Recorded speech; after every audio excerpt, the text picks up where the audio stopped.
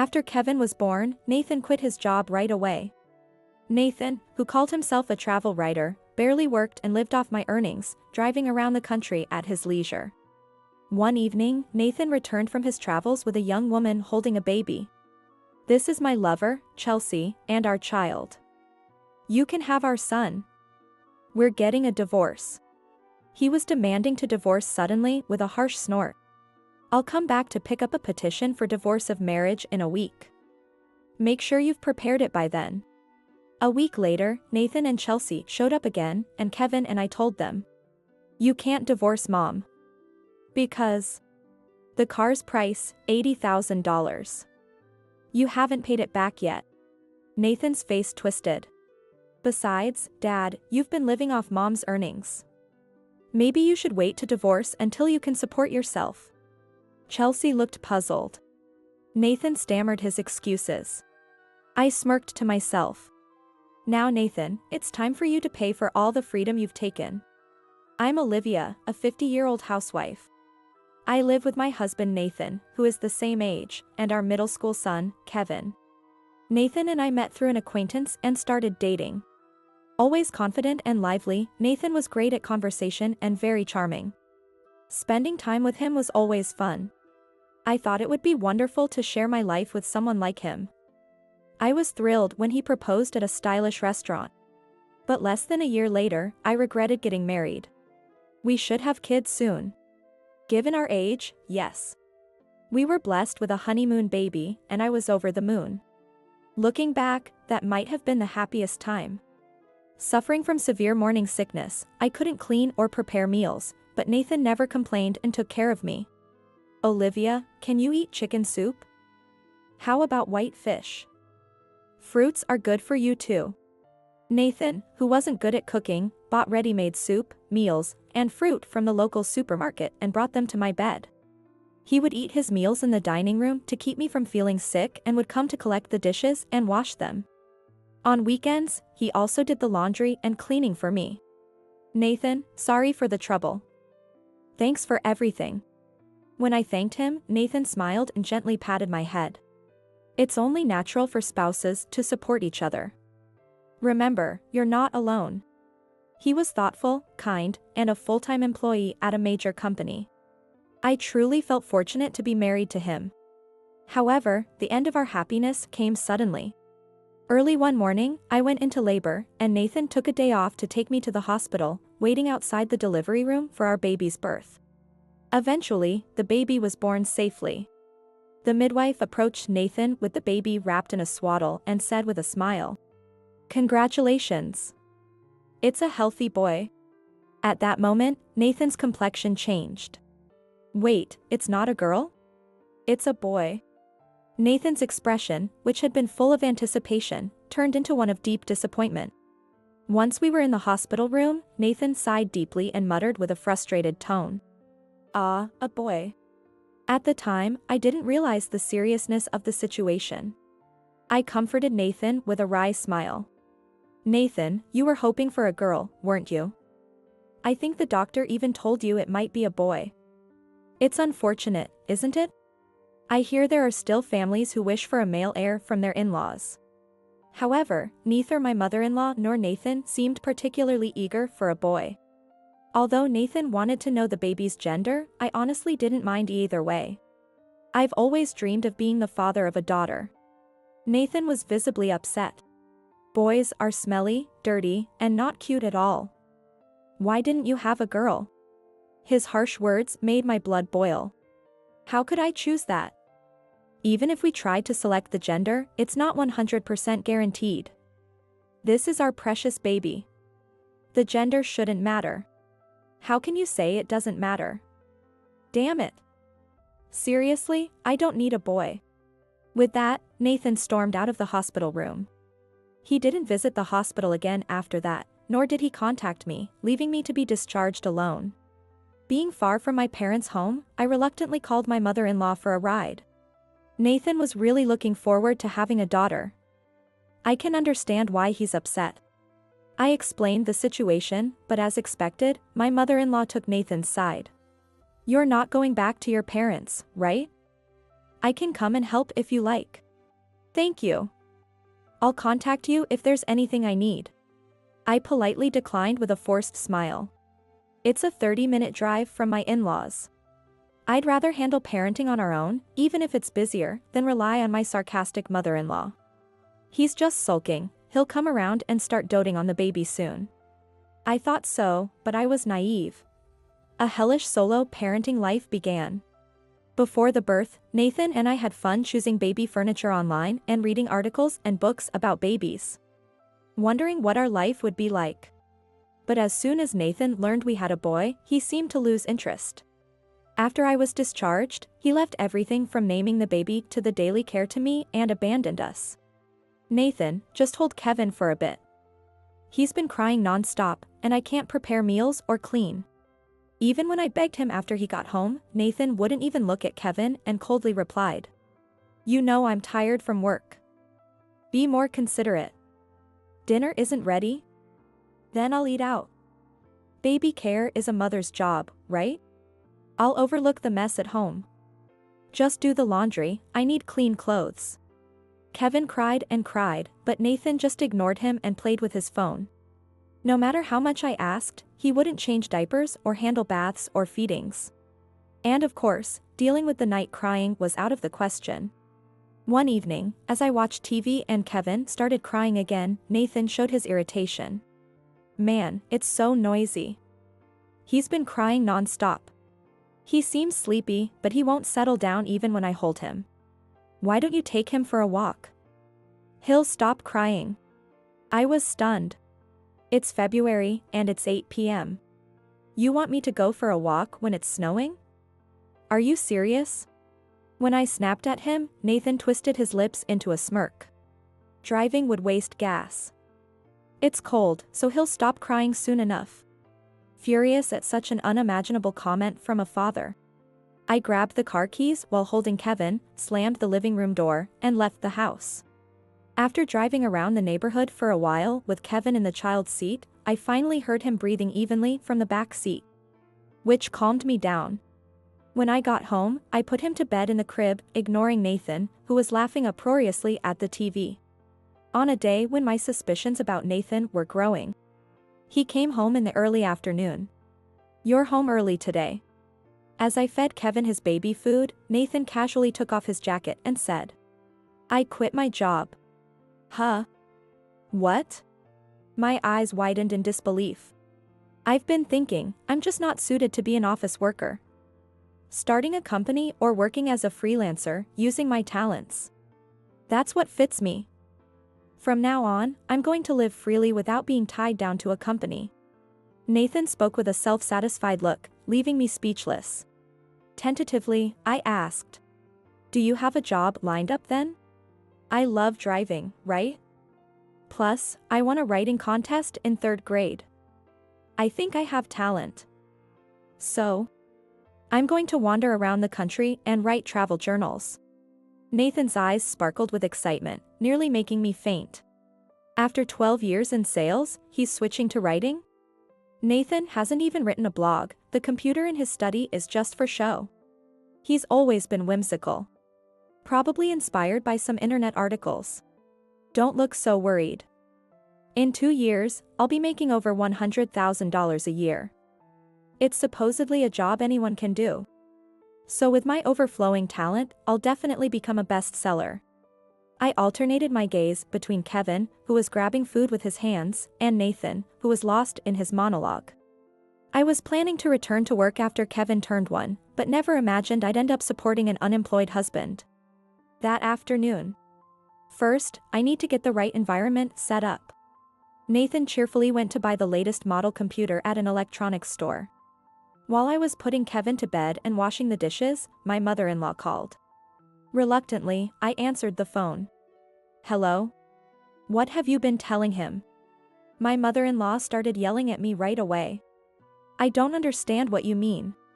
He could have had a secure life in that company.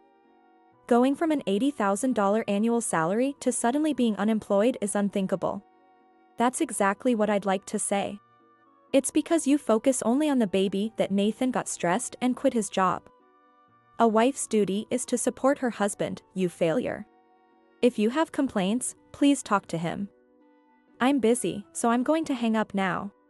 While my mother-in-law was still ranting, I hung up the phone and ignored her calls and messages for a while. Although I was furious with selfish Nathan, I resolved to work diligently for Kevin's sake. I hoped Nathan might reflect a little when he saw me working hard on housework and childcare, but it was in vain. Nathan locked himself in his study fiddling with the computer or would suddenly say, "I'm going on a trip," and leave without contact. Only to return days later. So, I couldn't leave Kevin with him and had to use the daycare at work that also took care of sick children, working as hard as I could. At this point, it felt more like single motherhood than solo parenting. Balancing full-time work with raising a young child was tough. But sharing childcare concerns with colleagues who also had young kids helped boost my spirits. My salary paid for the writing courses Nathan took, and after a few years, he managed to earn $300. However, our household finances still depended solely on my income. Nathan didn't contribute his earnings to the household but used it as pocket money. Even the gas money was coming from me. One day, Nathan returned from a trip in a bright red sports car. "What? Where did this car come from?" I fell in love with it and bought it. "Only $50,000 for this beauty, it's a steal." I was nearly floored. $50,000. Yeah, I got bored with the other car after 2 years. This one's my new buddy. A writer has to have a cool car, right? I held my temples while forcing a smile and asked. "Wait a minute. How did you pay for this? You have no savings, right?" "Don't worry, it's an 84-month loan. You can afford $600 a month, right? I'll be a bestseller soon, so just pay it for me until then." I was stunned at first, but slowly anger started to boil inside me. How can I afford $600 a month? We're already barely making ends meet. Whose fault do you think it is that we're struggling financially? Then, Nathan twisted his face and retorted. "Money, money, money. You're so shallow. When did you become like this? Support your husband's dreams more. You're too pragmatic, it's boring." With that, Nathan hurled his anger at me and retreated to his room. "Is Daddy back?" Kevin, who had just woken up from his nap, stretched and asked me. "Yes, he seems busy with work and went straight to his room." "Say welcome back when he comes down, okay?" "Okay." "Hey, Mommy. How long is Daddy going to be at home?" "Well, I'll ask him later." Kevin's sad smile tugged at my heart. Even after Kevin started going to daycare, Nathan wouldn't interact with him and continued his cold demeanor. Nathan would respond if Kevin spoke to him but never initiated conversation or made eye contact. I wondered if it might be better to divorce if this continued. On the other hand, I worried about how Kevin would feel if he knew he was the reason for our divorce. It was hard to make that decision. It had been 15 years since Nathan suddenly quit his job. His monthly income was still just a few $100s. The reason for his stagnant salary was clear. Nathan had mastered the computer and discovered the joy of online gaming. Work was secondary to his gaming habits. On the rare occasions he did make a significant amount of money, he quickly spent it on game credits. And the rest disappeared on clothes and nights out at nightclubs. If he ever brought home a gift, he would brag about it for a while. "Those cookies I bought the other day were delicious, right? It's because I'm doing this job that we can enjoy such tasty stuff. You should be more grateful." After finally paying off the sports car loan, I was relieved for a moment, but Nathan quickly sold it and switched to another new car. Of course, I protested initially. "Please put some money towards living expenses. Since he's a father, maybe spend more time at home. Cut back on spending so much on hobbies," and so on. Then Nathan would become furious, his forehead vein bulging. "You're mocking me for my low salary. You think you're better than me. No. I just wish you'd act more like a father." I spoke patiently, but Nathan responded angrily, his tone harsh. "Next year, I'll definitely be making $100,000. Then I'll have more freedom, and I can spend time at home and contribute financially. Just stop nagging and wait until then." After many such exchanges, I gradually became tired of arguing and recently gave up on discussions. Perhaps as a reaction to his father, Kevin grew up to be a straightforward and good boy. He always cared for me when I returned home tired from work. He helped with household chores, and sometimes I would wake from a nap on the sofa to find a blanket over me. Or he would surprise me on my birthday or Mother's Day with a homemade dinner and a bouquet of flowers.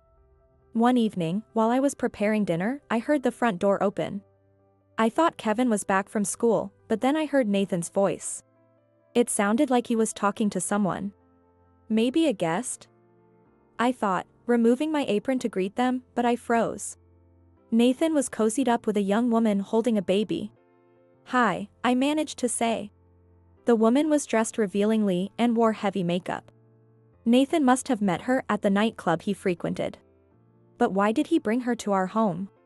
As the woman entered the house with Nathan, she pinched her nose and made her way straight to the kitchen, looking into the pots. With a pitiful smile and a nasal voice, she complained. "Ugh, it smells like garlic." "Nathan, it's going to get into my clothes." "Sorry, Chelsea." "Hey, Olivia. Do something about it." "It's okay, I'll endure it." "Is dinner this soup?" What a pathetic meal. "Hey, Nathan. Remember that delicious full-course dinner at the fancy restaurant?" The woman bragged smugly, and Nathan's eyes crinkled with pride. "Yeah, that place is great. My wife here only makes these cheap meals. It suits her, right?" "Oh, Nathan, really?" I contained my rising irritation as the two of them laughed raucously. Thanks to his meager salary, I haven't been able to enjoy a fancy restaurant dinner in 15 years. I swallowed the words I almost spat out and asked Nathan. And who might this be?" The woman, with a challenging look, replied cheerily. "Nice to meet you, I'm Chelsea. I'm Nathan's wife." "Hey, you're getting ahead of yourself," Nathan said, looking at Chelsea and the baby with a silly grin. "This is my lover, Chelsea, and our child. She gave birth to a girl for me. Isn't she cute? She even has Nathan's nose." The baby, dressed in pink, was cradled in Chelsea's arms and stared at me with round eyes. "Oh, is that so? And what can I do for you?" I asked coolly, to which Nathan smirked. "I'm giving you the son. We're getting a divorce." He declared it loudly. "I'll come back to pick up a petition for divorce of marriage in a week. Make sure you've prepared it by then. Nathan got tired of you." "I'm taking your place," Chelsea arrogantly claimed, despite being the mistress. "Nathan, where are you going? This is your home, isn't it? I don't want to live with you anymore. I'll come back after you and Kevin have left." His reasoning was outrageously self-serving. They left, laughing loudly. And the loud exhaust of the modified sports car faded into the distance. Stunned, I finally came to my senses. A fierce anger bubbled up within me. He abandoned his role as a father just because his child was born a boy. He quit his job on a whim, spent his meager earnings on himself. And now he wants a divorce because he has a mistress and a child? Don't mess with me. My blood was boiling. Enough is enough. How selfish can you be? I clenched my fists. If that's how he wants it, I have plans of my own.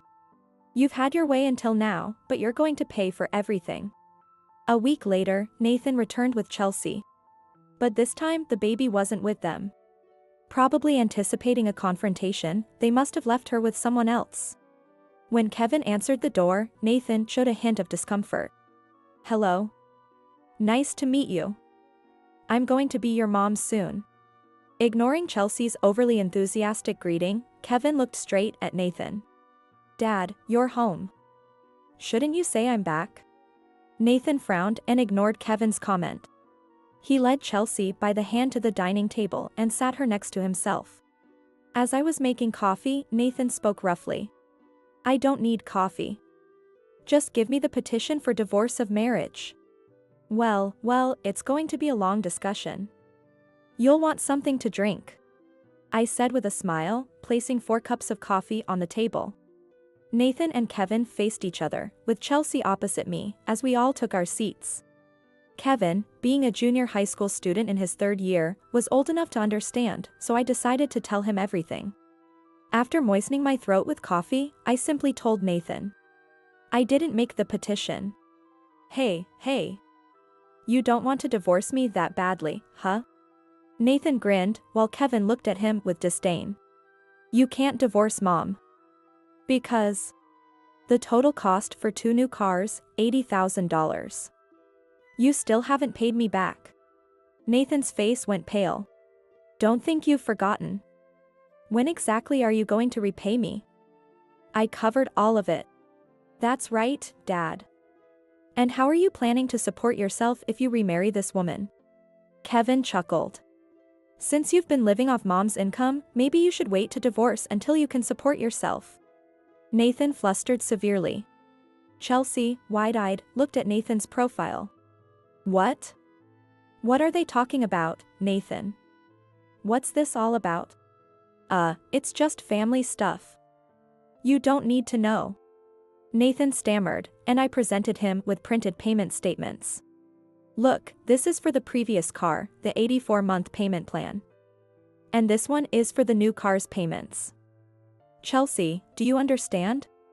All of these were paid from my credit card. Chelsea checked the statements and tilted her head, puzzled. Why didn't you pay them yourself? I thought you make $100,000 a year as a section chief at Jones Corporation. Kevin and I burst out laughing simultaneously. Seriously? You're still carrying around a business card from 15 years ago? That's practically fraud. Your current job title is unemployed. We laughed so hard we nearly rolled on the floor. No. I'm a freelance writer. You mean a so-called travel web writer, right? Earning less than a high schooler's part-time job. Used to be $80,000 a year. Now about $4,000, right? Chelsea's eyes widened. What? Just $4,000? That's right, look here. Ah, stupid. I opened my bank account statement and showed it to Chelsea. Each month, there were deposits of $400 or $500, all from the same company name, which left Chelsea speechless. So, the brand clothes you're wearing now, those shiny leather shoes, even that luxury sports car, did your wife buy all those? And all the meals you've treated me to were with your wife's money. That's right, look at this. I leaned forward and showed Chelsea the credit card bills.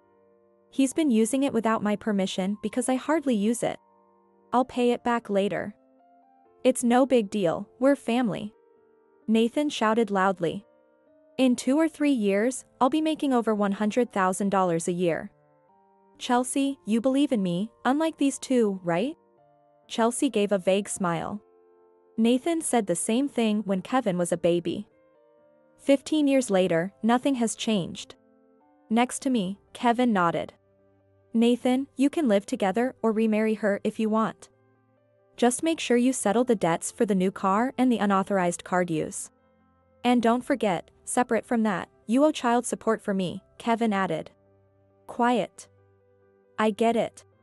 Nathan shouted back and turning back to Chelsea. So, Chelsea. You'll lend me the money to repay Olivia, right? Can you give me a moment to think, Nathan? Chelsea's face twisted uncomfortably. I thought it was a reasonable reaction. What? I'll pay it back later, right? We're going to be married, so it's fine. Nathan is trying to push his absurd logic on a hesitant Chelsea. With a laugh of disbelief, I picked up my phone. Now, time to start the second phase of my revenge. By the way, about that hotel he visited for his report. Did you go along, Chelsea? When I spoke cheerfully, Chelsea awkwardly looked away, but Nathan, completely unabashed, grinned. The scenery was beautiful, it was a great place. That's good to hear. You really get it. I said, smiling sweetly at Chelsea. Look, my cousin owns that hotel. He sent me some photos because you two were there together, wanting to let me know about the affair. I opened the photo app and touched the file, placing my phone in the center of the table so everyone could see. That's right. "Oh, who is this person with you, Chelsea?" "Huh?" Chelsea stiffened as she peered at the image. Next to her, Nathan, adopting the same posture, quickly turned into a fiendish expression. "Chelsea, who is this?" "Hey. It's an invasion of privacy to take photos without permission." Chelsea burst out, to which I smiled gently. "I'm sorry. My cousin couldn't stand my husband's infidelity and ended up taking quite a few pictures." Meddling unnecessarily." "Nathan, it was just an acquaintance I happened to meet. Don't worry about it." Chelsea tried to lean on Nathan's arm, which he shrugged off. "Chelsea said she wanted to go, so I made the reservation." At that point, Nathan suddenly tensed. "Now that I think about it, you weren't there when I woke up in the middle of the night. Don't tell me you went to this guy's room?" No, it's not like that. He's really just an acquaintance." Chelsea kept repeating her excuses, making me almost laugh. I took a large envelope from the end of the table and spread several photos across it. Chelsea seemed shocked, covering her mouth and letting out a shriek. These were photos sent to me last year. The scene showed a heavily pregnant Chelsea closely snuggling up to a man as they left a maternity clinic. "Hey. I just asked him to accompany me. Trust me, Nathan." Nathan uttered a menacing voice, and Chelsea clasped her hands together, desperately making excuses. I read from the report I had pulled from the envelope. It was a parenting class that day. If you're going to have someone accompany you, it should definitely be the father. Oh. Isn't this the baby from the other day? Wasn't it Nathan's child? Chelsea fell silent, and I smirked. This man, the father of the child, cheated on her and ran away after the birth. That's terrible. Poor Chelsea. As I sneered, Nathan shouted in defense of Chelsea. Chelsea wouldn't do such a thing. Come on, the father of that child is another man? That can't be. I'm sorry. Chelsea apologized in a weak voice. Nathan froze for a moment, his face reddening with anger and shame. So, you lied about it being my child to force me into marriage? Don't mess with me. Nathan yelled at her, and Chelsea shouted back just as fiercely. What? You yourself were drowning in debt and being supported by your wife while lying to me. I have no reason to listen to your complaints. Then Chelsea turned her anger towards me. You're awful too. You knew he was cheating and you let him do it? That's right. I've been watching my husband do as he pleases for 15 years. I plan to hit him with undeniable proof. I said with a sardonic smile. My phone kept getting love messages meant for someone else. He suddenly started dressing up, and he came home reeking of women's perfume. It was all too obvious. Kevin crossed his arms and nodded. When you're at home, you're in such a good mood. I mean, how can you cheat when mom has done so much for you? What kind of nerve do you have?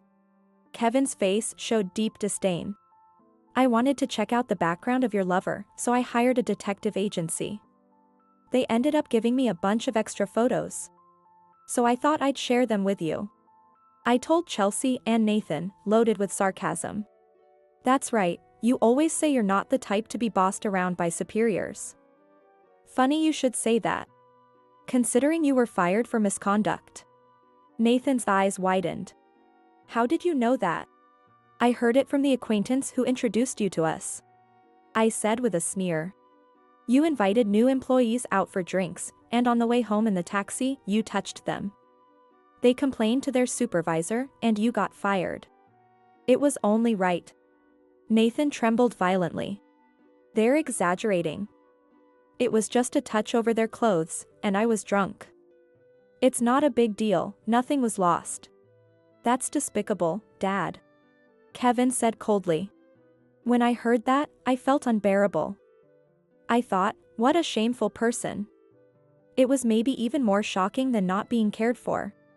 Really, what do you think of women? Nathan, so you were that kind of person. Gross. Chelsea said, looking at him as if he were something filthy. Hey. I don't want to hear that from someone who tried to pin another man's child on me. Nathan glared sharply at Chelsea. I'm better than what you're doing. Both are the same. The new employees you harassed are planning to sue you, so be prepared, I added. Nathan looked shocked. Huh? Over that? They're not satisfied with just firing you.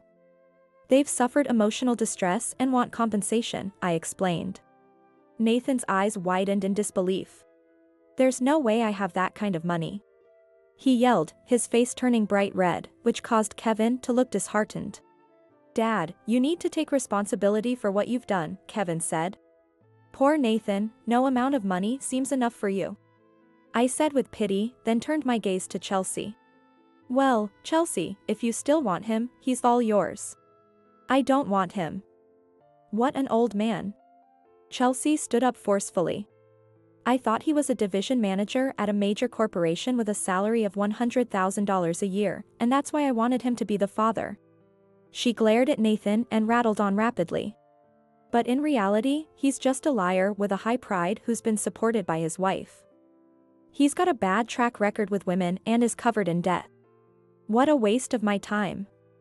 Give me back my time. That's my line. Nathan stood up and shouted back. I don't need a woman who cheats with other men. Don't ever show your face to me again. Then let's break up. Goodbye. Chelsea stormed out of the house, her shoulders tense with anger. As Nathan watched her leave from the doorway and then collapsed to his knees. He sobbed and muttered resentments. It's terrible, Chelsea. You said you loved me, and then you were with another younger man. No man would want another man's child. I scolded Nathan as he hung his head in sorrow. You're facing this because you abandoned your role as Kevin's father but wanted a child with your mistress. Children aren't accessories, you know? Think about Kevin's feelings for once. It's okay, Mom. I don't consider him my father anymore. Kevin said with a sad smile. Also, I've regarded him merely as a roommate for a long time now. Glancing sideways at my pitiful husband slumped on the floor and sniffling, I sighed deeply. I've really had enough, Nathan. From now on, let's communicate through a lawyer. I told him sternly. I've covered the cost of 2 cars and the unauthorized use of my card. Once everything is deposited into my account, I will file the petition for divorce of marriage. There's no way I can pay all at once. Since you haven't prepared the petition yet, we could just not get divorced. Nathan, as if struck by a brilliant idea, lit up his tear-stained face. That way, I can save on child support. Come on, Olivia, I was wrong. Let's start over. I reflexively shoved away the hand he extended towards me. Don't joke with me. After Nathan persistently trying to reason with me, I, along with Kevin, eventually kicked him out of the house. After the divorce, Nathan, having been thrown out of the house, went crying to his mother, who, caring deeply about public image, was furious about her son's infidelity and disowned him. Nathan then moved into a cheap apartment and started working seriously for the first time in 15 years. At the age of 50, he found it hard to secure a permanent sales position, so he ended up in a physical labor job, daily scolded by younger supervisors. Later, after being sued by the new employees, Nathan settled the lawsuit by paying a settlement, which he funded by selling his luxury sports car. However, the funds raised were nowhere near enough to cover the unauthorized use of my card and the cost of the first car I had paid for, forcing him to accrue more debt to settle these. No matter how much he worked, chasing after repayments to me likely left him with little to no money for himself. Chelsea, who had gotten pregnant by a customer.